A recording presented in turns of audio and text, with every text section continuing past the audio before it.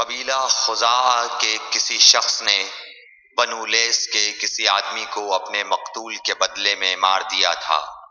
یہ فتح مکہ والے سال کی بات ہے۔ رسول اللہ صلی اللہ علیہ وسلم کو یہ خبر دی گئی۔ آپ نے اپنی اونٹنی پر سوار ہو کر خطبہ پڑھا اور فرمایا کہ اللہ نے مکے سے قتل یا ہاتھی کو روک لیا۔ امام بخاری رحمۃ اللہ علیہ فرماتے ہیں اس لفظ کو شک کے ساتھ سمجھو۔ ایسا ہی ابو نعیم وغیرہ نے القتل اور الفیل کہا ہے۔ ان کے علاوہ دوسرے لوگ الفیل کہتے ہیں۔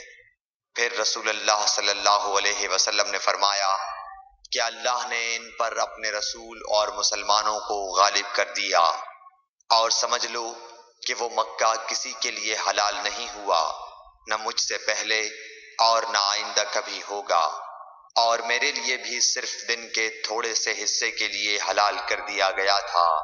سن لو کہ وہ اس وقت حرام ہے، نہ اس کا کوئی کانٹا توڑا جائے، نہ اس کے درخت کاٹے جائیں، اور اس کی گری پڑی چیزیں بھی وہی اٹھائے جس کا منشا یہ ہو کہ وہ اس شے کا تعارف کرا دے گا۔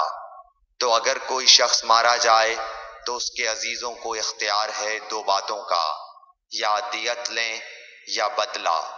اتنے میں ایک یمنی آدمی ابو شاہ نامی آیا اور کہنے لگا یہ مسائل میرے لیے لکھوا دیجئے۔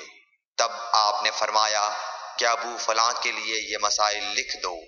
تو ایک قریشی شخص نے کہا یا رسول اللہ مگر اذخر، یعنی اذخر کاٹنے کی اجازت دے دیجئے، کیونکہ اسے ہم گھروں کی چھتوں پر ڈالتے ہیں یا مٹی ملا کر اور اپنی قبروں میں بھی ڈالتے ہیں۔ یہ سن کر رسول اللہ صلی اللہ علیہ وسلم نے فرمایا کہ ہاں مگر اذخر۔ صحیح بخاری حدیث نمبر 112۔